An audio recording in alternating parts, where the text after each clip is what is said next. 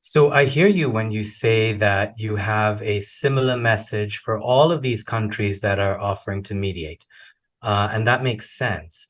But I think China is a little bit different. And I want to spend a beat on China here.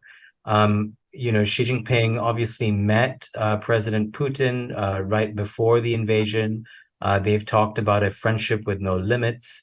In recent months, the US has said that it has intelligence that China was perhaps thinking about offering lethal aid to Russia. We don't have proof in public. Maybe you do. But China seems to me as distinct from the global South in that it has a different role in this conflict so far. So let me ask you this. How are relations between Beijing and Kiev right now? We are willing to intensify our dialogue. There is a strategic nature of this relationship. So formally, Ukraine and China are strategic partners. The fact of the conversation between Xi Jinping and President Zelensky was and is important in terms of delivering directly first-hand information. As far as we believe that something that President Zelensky vocaled, and he vocaled the reality, where we are with the consequences of the war, what has been happening in Ukraine, why this war is unprovoked, why we believe that it's not a conflict but the war.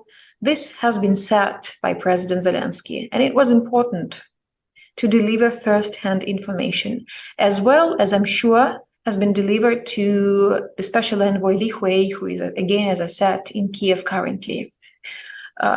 Indeed, we see a very active bilateral track between China and Russia. Indeed, we see benefits, economic benefits with Russia, and that comes out from this relationship with Russia. But what we feel is important is that we say that it's important to be at the right side of the history.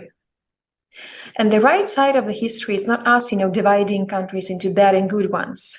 The war that we have doesn't and didn't leave the space for, different interpretations or 50 shades of gray.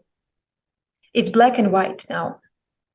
So it's like, for us, it's clear that Russia is an aggressor state, Ukraine is a victim. And then supporting Ukraine, helping Ukraine to defeat aggression is, we believe, to be at the right side of the history. We don't have confirmation about, as you said, little aid. So moreover, China officially always stresses that there is no weapon supply to Russia. And they declare their neutral status in this, a kind of non-interference status, as they say.